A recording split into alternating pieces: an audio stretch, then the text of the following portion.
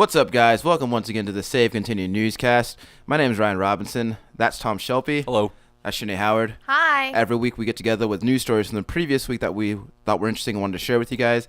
This week we have stories from the week of January 21st through January 27th, 2018.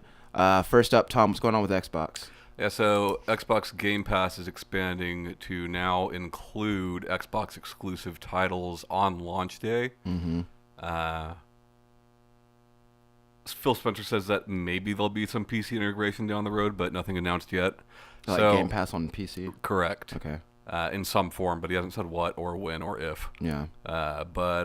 Yeah. It's interesting for a couple of reasons. One, it's a good deal, right? It's very consumer friendly. What is it, $10 a month? $10 a month, Yeah. I think $60 for... Is it 60 for the year? No. That's you getting 6 I don't know. months I free. think they only offer it monthly, actually. Yeah. So $120 a year, right? Right. So for those that don't know, Xbox Game Pass includes 100 games that you can play downloaded to your console, not streaming. So it is a good deal if you're looking forward to games like Sea of Thieves or State of Decay, Right. Crackdown 3. Those will be there day one, and they've even said going forward that will be the case. So the next Gears, Forza, whatever, will be there day one. It's consumer friendly. I just don't know how smart it is. For a couple of reasons. One, if I'm an Xbox owner and planned to pay $60 for State of Decay, Mm-hmm. I can now pay $10 for State of Decay and then just bounce when I'm done. Right. So that's interesting. Another reason why I don't think it's a great idea is because we're already seeing retailers boycott Xbox. Right. So GameWare, what I'd never heard of, but apparently is the German equivalent to GameStop, will no longer carry Xbox products because of this. And I don't think that they will be the last retailer to do so. It's interesting, right? We know that these hardware manufacturers create the hardware and oftentimes, especially in the case of the Xbox One X, take a loss with the sale of the product versus the cost of production. Where you make up the money is in software. So it seems that what Xbox is betting is to make up their money in software sales from other publishers, not Microsoft Studios published games, as well as subscribers to Game Pass and Xbox Live, which are separate things. I don't know. It'll be interesting to see if it works out for them. So, you brought up the point of, I'll get that new game that I was looking forward to, pay that first $10, and then when I'm done with the game, just cancel my subscription. Yeah. So I think that the only deterrent you really have for that is building value in that service. Yeah. Make people want to stay around for more than a few months at a time. Well, and every game that they've announced going forward for Games Pass that is a Microsoft Studios published game seems to be a game that would try to retain players. Right. A game as a service, right? Other than Crackdown, really. But games as a service on a gaming service. Right. So I don't know. It's interesting for sure. Do you know if, because I know that with Game Pass, you're not streaming, you're actually installing the game. Correct. So would you have access to like DLC and things like that? I don't know. Yeah. I don't know. I've never used it, Yeah. I think another interesting point with this is Microsoft has never, since its inception, released how many people actually use Games Pass. Right. So typically, if a service is doing Seven. Typically, if a service is doing well, companies are inclined to gloat about it. Right. However, I do think that this will increase those numbers. Sure. Will it be enough? Who knows? What's happening with PlayStation? Yeah. So the PlayStation 4. How many years has this been out now? PlayStation 4 has been out for 5 years. Okay, 4.5 years. After 4.5 years, has now been jailbroken finally. The catch is you have to have firmware 4.05, which is quite old. I think that was a early 2016 firmware. Right. But this does allow for homebrew games. It does allow for PS2 emulation and for PS4 piracy. So it's interesting. It's happened. Yeah. It's always only a matter of time. It will affect an incredibly small fraction of PlayStation 4 owners. Yeah.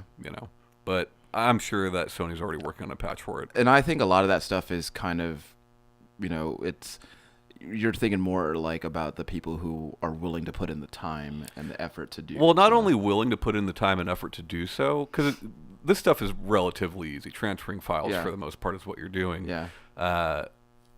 It's not so much that it's being able to get access to 4.05 or having not for some reason updated your firmware since then or before then, or just happen to have a copy of that firmware saved somewhere, which is we see things with Nintendo consoles, specifically their portables, where you'll get hacks based on certain software, right? That's never been the case with Sony or Microsoft. So it's interesting. The Switch Homebrew now can do like Game Boy Color, Game Boy Advance.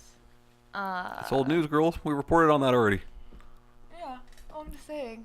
I was like the Switch has been out for a much shorter amount of time than the PS4. Yeah, but like with Switch, you have to have a specific game. I don't remember what the game was. For 3DS, you have to own a copy of Cubic Ninja, certain things like that.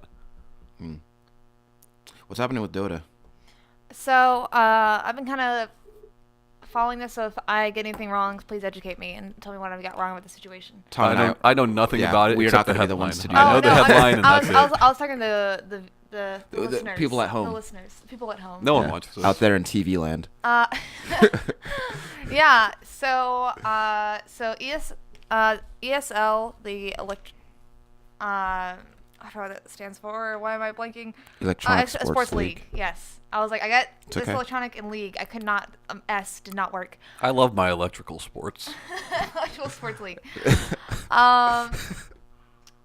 So they have switched over their streaming platform to Facebook, and in the past week, that's where people want to watch it, right? Yeah. And then a lot of people watch the premier Dota 2 tournament with through them, and there's quite a few streamers in the past week that follow what Valve says is okay as far as streaming Dota 2 that have gotten copyright claims against them by the ESL. And like I first saw it on Twitter, and then I tried looking for some of the information on Reddit. I thought this had something to do with Twitch, though. It said Twitch streamers. Okay. So because I saw specifically that Twitch got hit with a DMCA takedown. So it was streamers, and some were doing in-client streaming, like through their own stuff, not like necessarily like through the ESL's like stream and like reacting to it, but their own in-client Dealy recordings, and the ESL claimed that each one was reviewed by actual people before they put the claim out, and so a lot of those streamers got bans put on them or were suspended temporarily. Good. So a lot of people are saying that the DMCA are illegal, which that's all like that's all like people arguing why it is and why it isn't, due to the fact that Twitch does have ads even if before you watch the stream, even though the content creators don't have anything to do with that or can like necessarily stop that either. Well, it's not illegal. Valve can do what they want with their content. Well, it's not Valve putting it out there, it's the ESL. And Valve is the one saying that the streamers are allowed to put it on Twitch as long as they're adding to the community and they're not trying to do it for commercial gain. No, I get that, but nevertheless, to say it's illegal is ignorant. Like, Valve can do what they want. It's just like Nintendo and YouTube. They say that the DMCAs are illegal because that they're following the because against the streamers are illegal because they're following the guidelines that Valve has put out. And that they're doing their own in-client streaming, which is sure, okay but it's not right? Up until because they only started getting these DMCAs after the ESL has said that they're going to put it on Facebook and not Twitch. Yeah, no, I get it, but like Valve at any time can be like, well, we changed our minds. That's our content. We can do what we want with it. Nintendo does it all the time. But Valve hasn't. Yeah. This is all just ESL and streamers, and then getting like bans and suspensions and stuff through Twitch. Good. I think the moral of the story is don't stream Dota because it's boring. I think the millions of players would disagree. There's a lot of boring people in the world. I don't a few months ago, I did a check it out on the game Dead Cells. So that has been announced for PS4, Switch, and Xbox One for later this year. They said. It's not hopefully, but I suspect that will launch along the final release. It is of the computer version of the game. Yeah, that's been announced. Let's see. Also, Epic shutting down Paragon on the 26th of April. That's fucking crazy, right? Yeah. Just over a year. Paragon was doing so well. Did you read the letter they put out? Yeah, I didn't. I read it. It was really nice. I mean, it was. I don't know how nice it was, but. Well, what did it say? It came off as very gracious to the fans, like thanking them for all of the. I just really felt like that game was doing well. So, basically, they cited a lack of focused direction for development for the game, as well as a player count that did not make continued development sustainable. Man, I just know so many people that love that game. Yeah. So. Only people that played it. I mean, I've never played it, but. I thought it was kind of preposterous that they were charging retail price for an early access game at a point. But. Yeah, so that game never left beta, but if you did pay any amount of money for that game, they are offering refunds. So that's nuts, man. Yeah, so I think 13 months, like it will shut down like 13 months after it was launched. So yeah, and I guess.